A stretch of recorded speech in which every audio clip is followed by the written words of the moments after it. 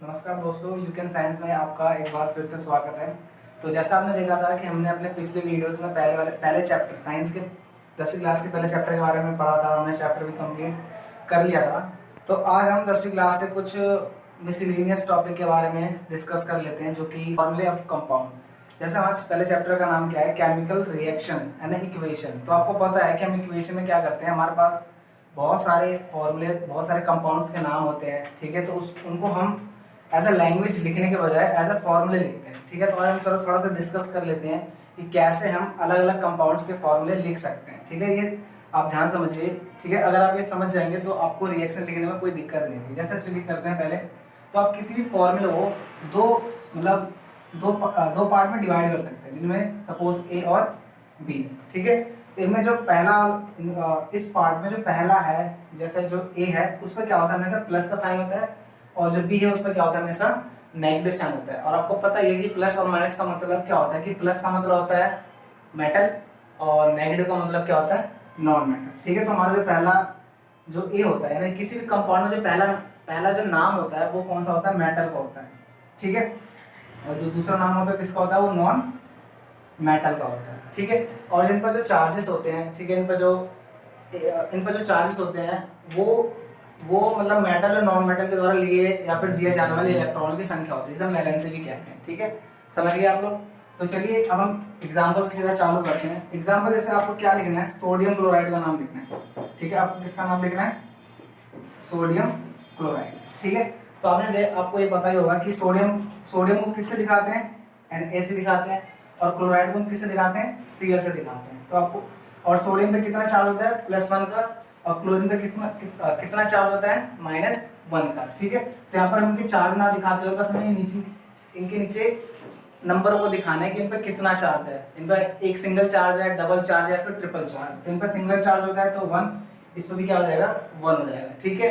तो अब इसके बाद क्या करना है, अब इसके बाद जो स्टेप क्या होता है, जो इनके नीचे हम नंबर लिख रहे हैं इनको क्या करना है, स्वैप करना है। स्वैप मतलब क्या होता है, जो ये 1 है, ठीक है, हमें इसको इस तरफ लिखना है, और जो इधर का 1 है हमें उसको क्लोरीन के साथ लिखना है, ठीक है। अब चलिए जो हमारा नेक्स्ट स्टेप है वो क्या हो जाएगा, Na और Cl। और जो नंबर है हम इनको ऊपर नहीं लिखते, नीचे दिखाते हैं, यहाँ दिखाते हैं, ठीक है। जो इनके साइन है उनके हम नीचे दिखाते हैं, ठीक है। और आपको पता ही है कि हम 1 को शो नहीं करते, वो अंडरस्टूड होता है, ठीक है। वो पहले से पता होता है यहाँ पर 1 लिखा हुआ है, ठीक है। तो इसका फॉर्मूला क्या हो जाएगा, NaCl। चलिए अब हम एक दो और एग्जांपल लेकर समझते हैं कि कैसे हम अलग अलग कंपाउंड्स के फॉर्मूले लिख सकते हैं। चलिए तो अब हम लेते हैं मैग्नीशियम सल्फेट का, ठीक है, मैग्नीशियम सल्फेट, ठीक है। तो इसमें जो पहला नाम मैग्नीशियम है उसके लिए हम किसका साइन, हम उसके लिए Mg का साइन यूज करते हैं, आपको पता ही होगा। और सल्फेट के लिए हम किस साइन का यूज करते हैं, SO4 का। अब इनके ऊपर रही चार्ज की बात, ठीक है। मैग्नीशियम पे क्या होता है, 2 पॉजिटिव का चार्ज होता है, तो हमें बस इसके नीचे 2 लिखना है, ठीक है। और सल्फेट, ठीक है, ये पूरा एक आयन होता है, ठीक है, पूरा क्या होता है, आयन होता है। तो इस पर भी कितना चार्ज होता है, सेम ही चार्ज होता है, ठीक है। अब आपको यहाँ दिख रहा होगा कि दोनों पे क्या है, सेम नंबर ऑफ चार्ज है, यानी इक्वल अमाउंट ऑफ चार्ज है, ठीक है। तो इसको हम डायरेक्ट लिख देंगे ऐसे, MgSO4, ठीक है। हम ये नंबर नहीं दिखाएंगे क्योंकि दोनों नंबर क्या है, सेम है, तो हम नंबर नहीं दिखाते, डायरेक्ट लिख देंगे हम MgSO4। तो आप देख सकते हैं कि इतना बड़ा ये नाम है, इसको मैं क्या करते हैं, छोटे से फॉर्म में कंप्रेस कर दिया है, ठीक है। तो ये जो हम सीख रहे हैं बहुत ज्यादा हेल्पफुल है हमारे केमिस्ट्री के लिए, ठीक है। चलिए एक और हम एग्जांपल लेते हैं, लास्ट एग्जांपल, ठीक है। चलिए अब हम लिखते हैं एल्यूमिनियम सल्फेट, ठीक है, एल्यूमिनियम सल्फेट का एग्जांपल, ठीक है। इसे ध्यान समझिए, बहुत ज्यादा इंपॉर्टेंट है। एल्यूमिनियम के लिए हम किसका साइन यूज करते हैं, Al का, और सल्फेट के लिए भी हमने करा था SO4 का। अब एल्यूमिनियम पर कितना चार्ज होता है, 3+ का होता है चार्ज, ठीक है। तो एल्यूमिनियम पर आ जाएगा 3, और इस पर जो भी हमने पीछे देखा था 2 आ गया, ठीक है। तो अब हमें इस बार क्या करना है, नंबरों को स्वैप करना है। स्वैप करने का मतलब क्या है, जो 2 इसके साथ अटैच होगा और SO4 क्या होगा, इसके साथ अटैच होगा। तो इसके 2 फॉर्मूले बन सकते हैं जो कि नॉर्मली बच्चे बनाते हैं। पहले तो बच्चे ये लिखते हैं Al2SO4 की 3, और इसके बाद बनाते हैं वो Al2SO4 की 3, ठीक है। तो ये जो फॉर्मूला है, जो नीचे वाला फॉर्मूला है, ये रॉन्ग है। रॉन्ग क्यों है, क्योंकि हमें ये पता होता है कि जो एल्यूमिनियम सल्फेट बनाने के लिए जो SO4 के 3 आयन की जरूरत पड़ती है, ठीक है, SO4 के 3 आयन की जरूरत पड़ती है। तो इसकी जो इन्फॉर्मेशन है हम इस फॉर्मूले से मिलती है, ठीक है, हमें इस फॉर्मूले से पता चल रहा है कि जो SO4 आयन है वो 3 है, ठीक है, ना कि इस फॉर्मूले से। इस फॉर्मूले से हमें SO4 के आयन के बारे में कुछ भी पता नहीं चल रहा, ठीक है। तो ध्यान रखिए, जब भी हम कभी मल्टीपल आयन लेते हैं, ठीक है, या फिर कह सकते हैं हम पॉली मॉलिक्यूल्स आयन लेते हैं, ठीक है, इस प्रकार के हम आयन लेते हैं तो हमें ब्रैकेट लगाना टाइम से, ठीक है। चलिए अब हम अगला टॉपिक स्टार्ट करते हैं, ठीक है। तो हमारा अगला टॉपिक है जो कि मैं आपको समझाना चाहूंगा, वो आपका क्या है कि कभी कभार रिएक्शन आपके एग्जाम में क्या आता है कि जो रिएक्शन होते हैं, ठीक है, जो रिएक्शन होते हैं उनकी स्टेट शो करने के लिए आता है। सपोज आपके पास अगर कोई केमिकल रिएक्शन लिखा है तो एग्जाम में आ जाएगा show the state of reaction, state of the reaction. तो मैं आपको समझाता हूँ क्या होता है कि जैसे ये है CO plus O2 goes to CO2, जैसे नॉर्मल हम रिएक्शन लिखते हैं एग्जाम में, वो ये होता है, ठीक है। अगर आपको शो करना है, अगर आपको स्टेट शो करना है रिएक्शन का, तो आपको क्या करना पड़ेगा, जो एक एक एलिमेंट्स है, जो एक एक एटम हो गया, ठीक है, मॉलिक्यूल्स हो गया या फिर कंपाउंड्स हो गया, उनकी स्टेट को दिखाना है। मतलब वो रिएक्शन में सॉलिड फॉर्म में है, गैस फॉर्म में है, लिक्विड फॉर्म में है या फिर एक्वस फॉर्म में है, ठीक है। तो आपको पता है कार्बन एक सॉलिड होता है, तो इसको हम कैसे दिखाएंगे, एस दिखाएंगे, एस से, ठीक है। एस मतलब क्या हो गया, सॉलिड। ऑक्सीजन का मतलब क्या होगा, ऑक्सीजन को हम किससे दिखाएंगे, गैस से दिखाएंगे। आपको पता ही होता है कि ऑक्सीजन क्या होता है, गैस होता है, ठीक है। और इसके साथ में हम क्या दिखाएंगे, गैस का साइन दिखाएंगे। आपको पता है CO2 पे क्या होता है, गैस होता है। चलिए एक और एग्जांपल लेते हैं इसके ऊपर, वो आपका क्या होगा, CaCO3 का एग्जांपल हो गया। अगर आप इसे हीट करते हो तो आपको पता है ये दो हिस्सों में ब्रेक डाउन होता है, कैल्शियम ऑक्साइड और प्लस CO2, ठीक है, प्लस CO2।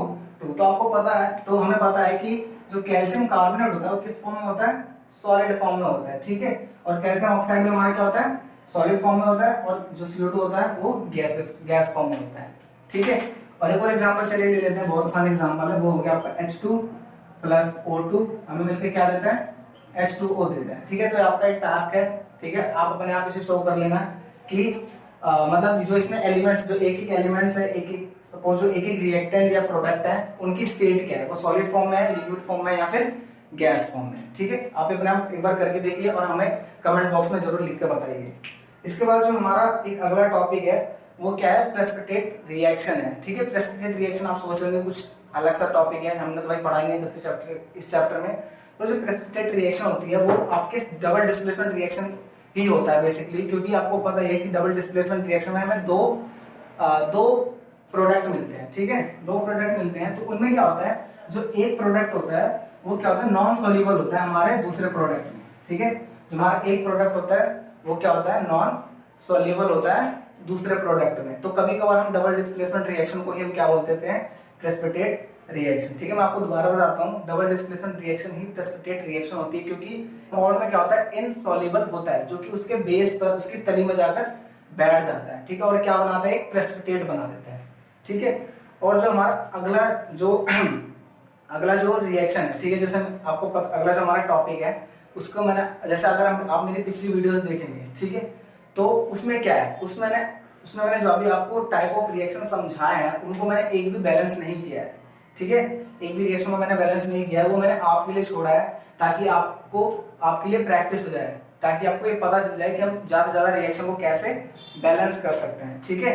और ये ध्यान रखना कि आपको कहीं केमिस्ट्री में कहीं पर भी रिएक्शन लिखा जाता है तो उसे हमेशा बैलेंस फॉर्म में लिखा जाता है, ठीक है। तो अब हमारा अगला टॉपिक, जो भी हम अगला टॉपिक समझ लेते हैं, वो क्या है आपका फॉर्मूला। मतलब फॉर्मूला क्या है कि जैसे मैंने आपको बताया कि हमने अपनी वीडियो में, ठीक है, हमने अपनी वीडियो में जो सारे टाइप के रिएक्शन थे उसको एक फॉर्मूले से समझा था। फॉर एग्जांपल जैसे अभी हमने समझा था डिस्प्लेसमेंट रिएक्शन, ठीक है। डिस्प्लेसमेंट रिएक्शन को हमने ऐसे लिखा था, XY गोज टू AX, ठीक है, AY और प्लस X, ठीक है। तो यहाँ पर आपको ये समझने वाली बात है कि यहाँ पर जो मैं ऐसे नाम लिख रहा हूँ, सिंपल जो मैं नाम लिख रहा हूँ, यहाँ पर मैं ये अज्यूम कर रहा हूँ कि इन सब की वैलेंसी क्या है, एक है। इन सब की वैलेंसी क्या है, आपकी एक है। ध्यान समझिए, यहाँ पर क्या एक असम्पशन है कि ऑल एटम, ठीक है, ऑल एटम और यू कैन से कंपाउंड्स, ठीक है, ऑल एटम्स, चलिए हटाइए इसे, हाँ, all atoms has same number of valency, ठीक है। तो अगर ये, तब मैंने ऐसे आपको डायरेक्ट लिख दिया।